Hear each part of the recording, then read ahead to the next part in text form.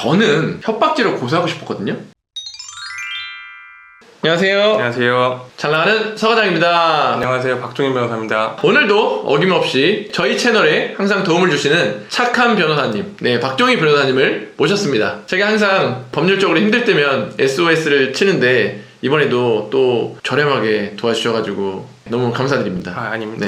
자, 이번에 어떤 사건이냐면 위탁 판매하시는 분이 소비자가 물건을 구매해가지고 너의 개인정보 넘긴 거 아니냐 그렇게 협박을 좀 하면서 공격을 했는데, 이분이 도매국에 있는 제품들을 도매국 대량 프로그램을 이용해서 쇼핑몰에 업로드를 한 거예요. 판매가 되면 그 도매국에 등록한 도매업체한테 물건을 구매하고 소비자의 배송 정보를 보내서 물건이 그렇게 가니까 지금 판매하고 있는 스토어와 물건을 보낸 스토어가 다르잖아요. 이걸 가지고 소비자가 왜 스토어가 다르냐 이렇게 문제를 제기한 것뿐만 아니라 바로 내용 증명을 보냈습니다. 이 내용 증명의 내용은 자기 정보를 본인의 동의 없이 고지도 하지 않은 채 다른 업체한테 넘겼다. 이거는 명백히 개인정보보호법 위반이고 이것에 대해서 제대로 소명하지 못하면 형사고소를 하겠다. 그런 내용이에요. 그런 분들이 굉장히 많았어요. 지금 저희 단톡방에만 13명 정도가 있는데 같은 내용으로 그 건에 대해서 그대로 넘어가면 안 될 것 같다. 경찰 조사를 받는데 변호사님이 있는 거랑 없는 거랑 정말 큰 차이잖아요. 조금 차이가 있죠. 저희가 뭘 안 해도 그냥 좀 편하게 하시는 게 좀 있죠. 그렇죠?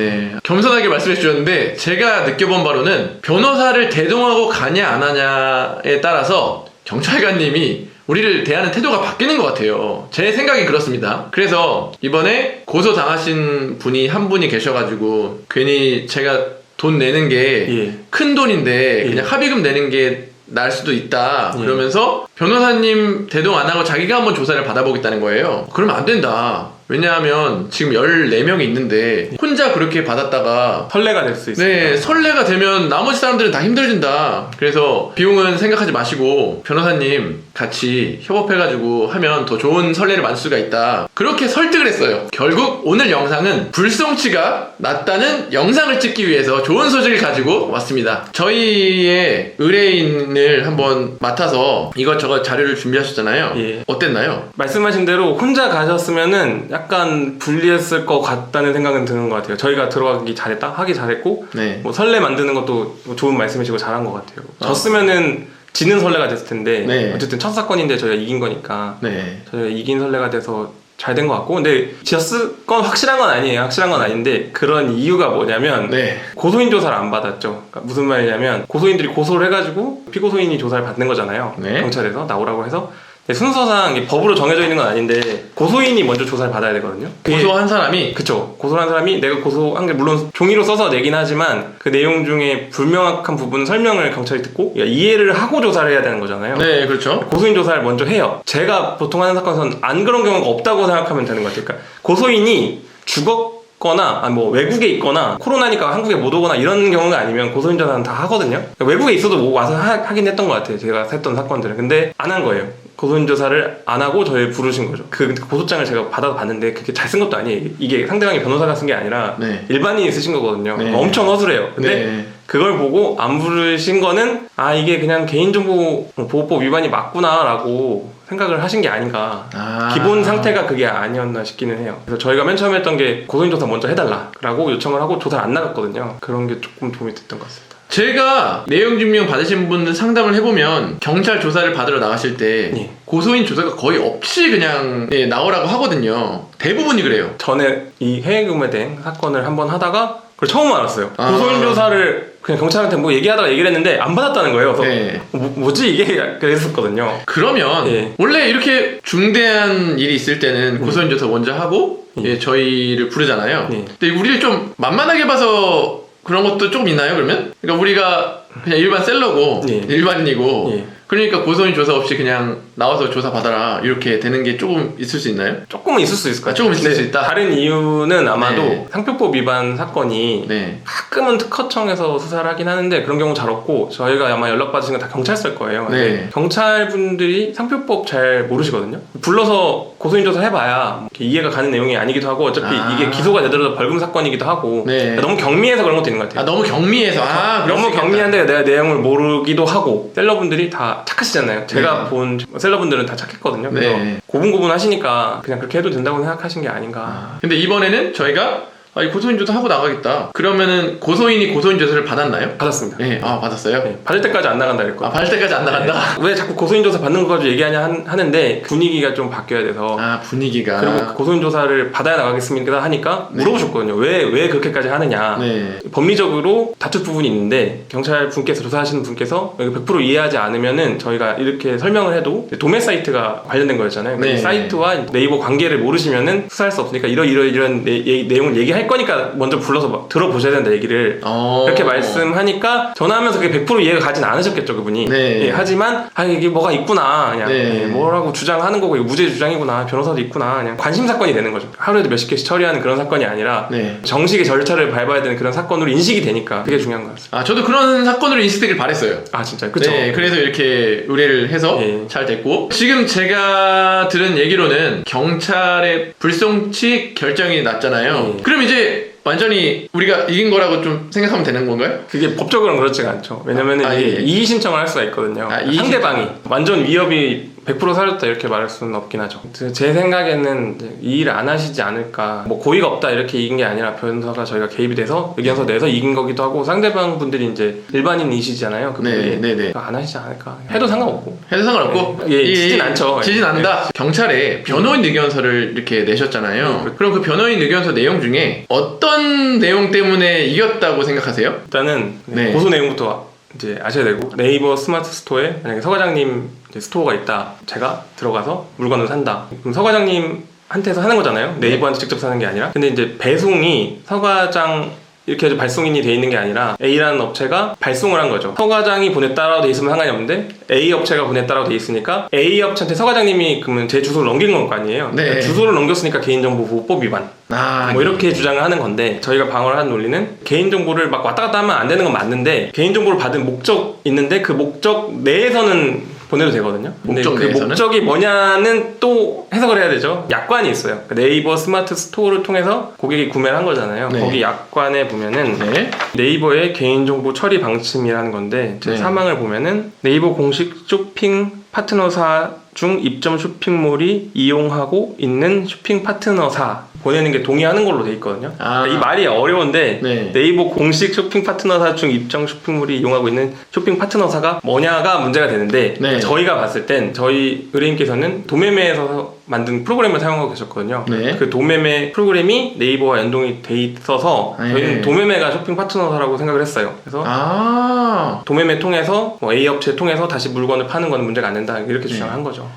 그러면 네이버 스마트 스토어 약관에 파트너사한테는 개인정보를 줘도 된다 이렇게 돼 있었고 그런데 도매매 어떤 프로그램이 네이버 스마트 스토어와 API 연동이 돼 있기 때문에 이걸 이제 파트너사로 볼 수가 있고 우리는 넘긴 게 문제가 아니다. 어쨌든 저희가 만약에 정보를 다 이렇게 이상한 데 보냈으면 상관이 없는데 순수 배송 목적으로 쓴 거잖아요. 맞아요. 거기까지는 동의가 돼 있다고 본 거죠. 고의가 없는 거죠 일단. 불송치 결정이 났는데 이유가 법리적인 주장을 받아들인 건지 고의가 없다고 본 건지는 사실 몰라요. 이유서를 저희가 보지 않았기 때문에 어느 쪽이어도 파트너사가 맞는 것 같고 파트너사가 아니라고 하더라도 저희가 불법적인 고의를 가지고 한 건 아니라는 거죠. 어쨌든 벗어날 수 있는 거네요. 그렇죠. 고의성도 없고 저희 의뢰인께서 기존에 똑같은 사실관계로 뭐 처벌 받았는데 또 파셨다. 그럼 누가 봐도 고의가 있잖아요. 그런 게 아니시고 이건 굉장히 신종 처음 겪으신 일이잖아요. 서 과장님도. 맞아요. 이거를 알고 일부러 불법행위를 하는 분은 없기 때문에 불송치가 나온 것 같습니다. 그렇구나. 그러면 이제 앞으로 똑같은 이 사례가 나오면 이 변호인 의견서를 조금 가지고 있으면 불송치에 도움이 많이 되겠네요? 될 것 같아요. 저희 주장은 좀 귀담아 들었기 때문에 경청을 했기 때문에 경청을 하게 만드는 효과는 있을 것 같아요. 의견서가 그리고 이게 한 명이 아니었고 13명인가 같은 걸 겪었잖아요. 이런 거를 당했던 사람이 여러 명이어서 경찰서에서도 이거 이 사람 나쁜 사람이네 이렇게 느꼈을 수도 있나요? 네, 그런 것도 있죠.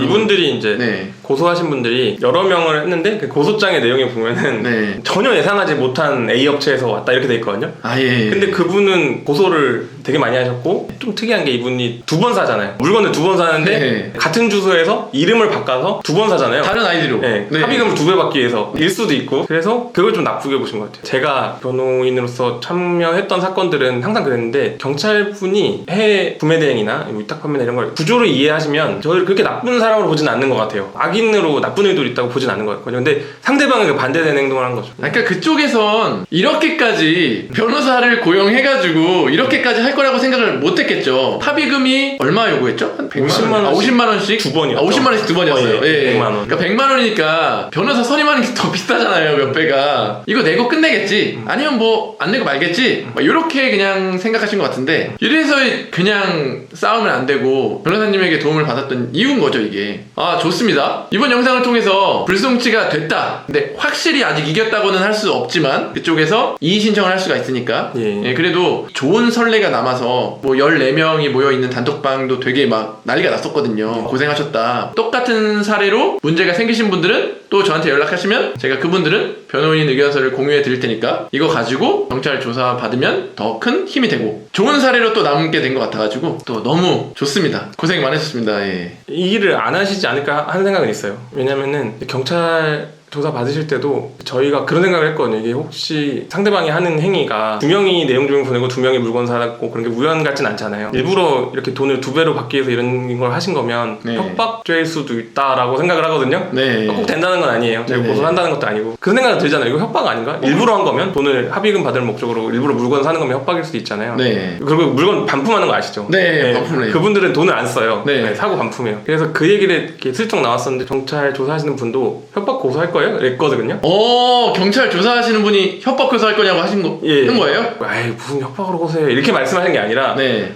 그래서 고소하실 거예요? 뭐 이렇게 물어보셨거든요. 네. 그래서 상대방이 좀 선을 넘은 걸 수도 있어서 안 하시지 않을까. 그치. 설마. 그래서 아무튼 말씀드리고 싶은 거는 저희가 너무 경찰서가 쫄 필요 없고 수사하시는 분들도 사람 이상 저희가 그렇게 나쁜 사람들이 아니고 분위기라는 게 되게 중요하기 때문에 네. 저희는 크게 걱정 안 해도 될 것 같다. 아, 그리고 제가 이 얘기를 전달받고 저는 협박죄로 고소하고 싶었거든요. 근데 우리 고소당하신 분이 마음이 좀 약해져가지고 고소는 안 하겠다고 그랬다면서요. 그렇죠. 저 너무 아쉬웠어요. 진짜 끝까지 가고 싶었거든요. 하셔도 되잖아요. 고발. 고발. 그냥 고발. 오케이, 한 번 더 이런 일 있으면 바로 저는 고발 갑니다, 이거. 고발 가능하니까. 근데 네. 그러니까 하자는 게 아니라 네네네. 안 그러지 않으실까 설마. 그러지 않으시겠죠, 이제는? 네. 이거 보시는 다른 모방 범죄를 저지르고 싶은 분들은 이걸 잘 보셔야 될 거예요. 고발죄가 성립 가능하다는 걸. 모방해서 이제 비슷한 일을 하시려는 생각이 있으시면은 안 하시는 게 좋다. 안 하시는 게 좋다. 그리고 마지막으로 제가 뭐 예고편이면 예고편이라고 하고 싶은 게 하나 있는데 보양이라는 브랜드로 상표권 침해 내용 증명 받으신 분들이 굉장히 많을 거예요. 그 내용 증명을 보내고 그 상표권자 그분이 자꾸 메시지 보내고 메일 보내고 전화하고 그래서 합의금 뭐 7만원, 10만원, 30만원, 많게는 80만원까지 내신 분들 되게 많을 텐데 요거 좀 추후에 캠페인 같은 걸 해가지고 아주 혼쭐을 낼 생각이니까 여러분 다음 영상도 꼭 지켜봐 주시고 우리가 결국에는 이겨서 좋은 선례를 만들었다. 좋은 내용의 영상을 한번 찍어봤으니까 여러분 또 다음번에 캠페인 할 때 많이 응원해주시고 댓글 남겨주시면 좋을 것 같아요. 소짱이지 유튜브 채널 구독, 좋아요 해주시면 거기에 어떻게 내가 답변하고 대응해야 되는지 그런 것도 자세히 올려놨으니까 한번 보면 정말 큰 도움이 되실 겁니다. 저희가